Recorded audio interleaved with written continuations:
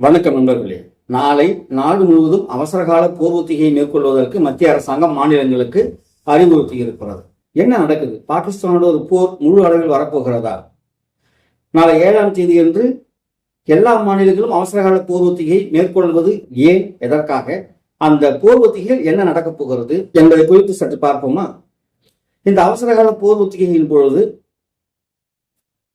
ஆபத்து கால சைரன்கள் எவ்வாறு ஒலிக்கிறது, அதை எவ்வாறு தயாரில் வைத்துக் கொள்ள வேண்டும், எவ்வாறு கட்டிடங்களுக்கு தருகின்ற மின்சாரத்தை துண்டிப்பதன் மூலமாக குடியிருப்புகளை அவர்கள் அடையாளம் காணுவதை தவிர்க்க முடியும், மிக முக்கியமான தொழிற்சாலைகள், அணு ஆயுத கிடங்குகள், மின் நிலையங்கள், இவற்றையெல்லாம் எப்படி எதிரிகள் கண்ணிற்கு படாமல் மறைப்பது, மக்கள் அவசர காலத்தில் எப்படி தங்களை தற்காத்துக் கொள்வது, இதற்காக அரசு இயந்திரம் எவ்வாறு தயாராக இருக்க வேண்டும் என்பதான ஒரு ஒத்திகை தான் நாளை நடக்க இருக்கிறது.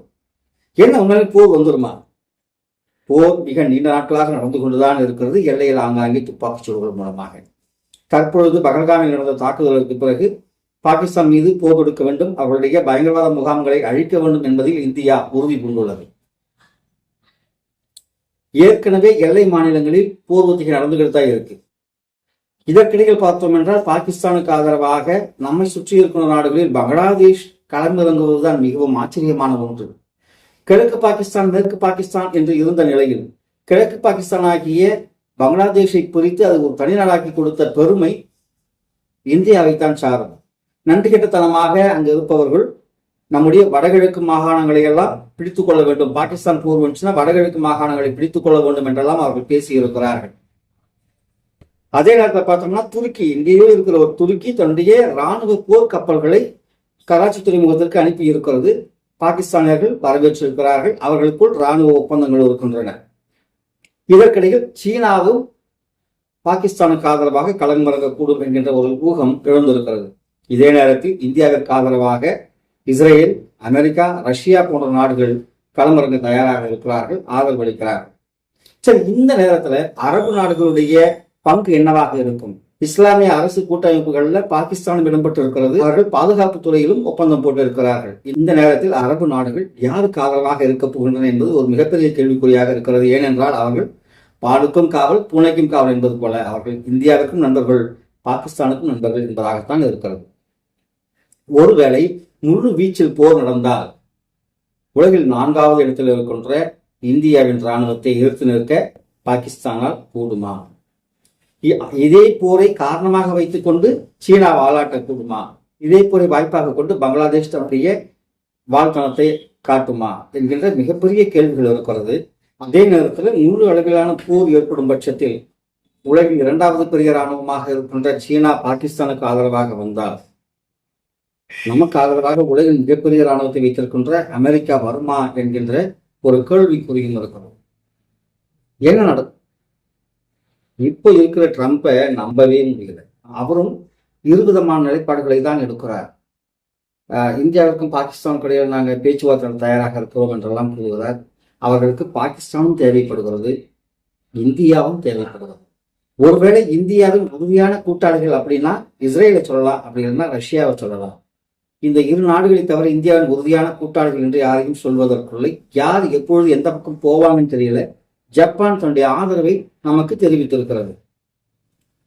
இது இப்படி இருக்கையில இந்த போரினால் யாருக்கு என்ன லாபம் விளையும்? ஏற்கனவே சிந்து நதி நீர் ஒப்பந்தத்தை நம்ம ரத்து செய்து விட்டோம்.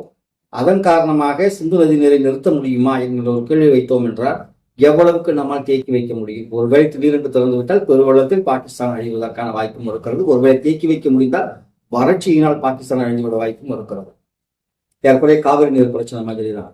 சிம்லா ஒப்பந்தத்தை ரத்து செய்தார்கள், விமானங்கள் பறப்பதற்கு அவருடைய வான்வெளியை மூடினார்கள். நாமும் அதே போல நம்முடைய வான்வெளியை மூடினோம் அவருடைய விமானங்கள் பறப்பதற்கு. ஆனால் இது பலவிதமான உதவிகள் பாகிஸ்தானுக்கு கிடைப்பதை நாம் தடுத்திருக்கிறோம் என்றுதான் கூற வேண்டும். உரங்களிலிருந்து, மருந்து பொருட்களிலிருந்து பலவிதமான பொருட்கள் இன்றைக்கு பாகிஸ்தானுக்கு ஏற்றுமதி செய்வதை நாம் நிறுத்தி இருக்கிறோம். அங்கிருந்து விவசாய பொருட்களை இறக்குமதி செய்வதையும் நாம் நிறுத்தி இருக்கிறோம். இதனால் பாகிஸ்தானுக்கு பெரிய இழப்பு, அதே நேரத்தில் இந்தியாவுக்கும் இழப்பு இல்லாமல் இல்லை. இந்த போர் வந்தால் பாகிஸ்தானுக்கு மட்டும்தான் இழப்பா என்றால் பாகிஸ்தானுக்கு மிக மோசமான இழப்பும் இந்தியாவுக்கு இழப்பும் ஏற்படும் என்பதுதான் உண்மை.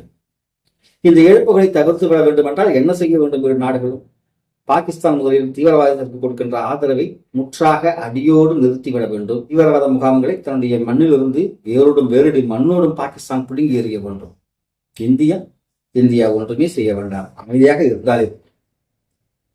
இங்கு நாம் எந்த விதமான தீவிரவாதத்துக்கும் நம்முடைய மண்ணில் இடம் கொடுப்பதில்லை. ஆனால் இந்தியாவுக்கு எதிரான தீவிரவாதத்திற்கு உலகின் பல நாடுகளும் இடம் கொடுக்கின்றன என்பதுதான் உண்மை. போர் வந்தால் இந்தியா வெல்லுமா பாகிஸ்தான் வெல்லுமா என்று பார்த்தோம் என்றால் இந்தியா தான் வெல்லும் என்பது உள்ளங்கை நெல்லிக்கனியாக இருக்கிறது என்பதுதான் உண்மை. நாளை நடக்க இருக்கின்ற போர் ஒத்திகையை தொடர்ந்து ஒரு முழு அளவிலான போர் ஏற்பட்டாலும் ஆச்சரியப்படுவதற்கில்லை. இதில் இலங்கை எந்த பக்கம் என்று இதுவரையில் அவர்கள் தெளிவுபடுத்தவில்லை. நம்மை சுற்றி இருக்கிற நாடுகள் கூட நமக்கு எதிரான நிலையைத்தான் எடுத்திருக்கிறார்கள் கடந்த காலங்களில். சிறந்த உதாரணமாக மாலத்தீவை சொல்லலாம், இலங்கையை சொல்லலாம். சீனாவிற்கான சந்தையை திறந்து விட்டதும் அல்லாமல் துறைமுகங்களையெல்லாம் தாரை மாற்றிக் கொடுத்திருக்கிறார்கள். நமக்கு மிகப்பெரிய அச்சுறுத்தலாக இருப்பது மாலத்தீவு, இலங்கை போன்ற நாடுகள் என்றால் மிகையல்ல. என்ன நடக்கப் போகிறது?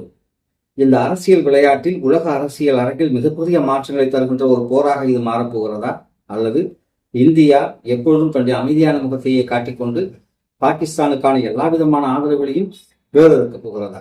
எந்த போராக இருந்தாலும் சரி, அது நேரடி போராக இருந்தாலும் சரி, பொருளாதார போராக இருந்தாலும் சரி, இந்தியாதான் வெல்லும் என்பதில் எந்த விதமான மாற்று கருத்துக்களுமே கிடையாது.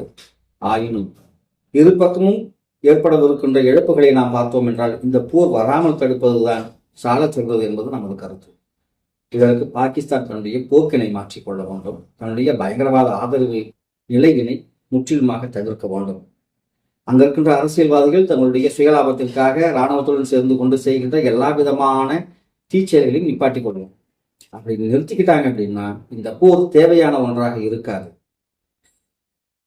பாகிஸ்தான் தீவிரவாதத்தை விட்டு வெளிவருமா அல்லது தீவிரவாதத்தால் அழியுமா என்பது இனி வரும் காலங்களில் தெரியும்.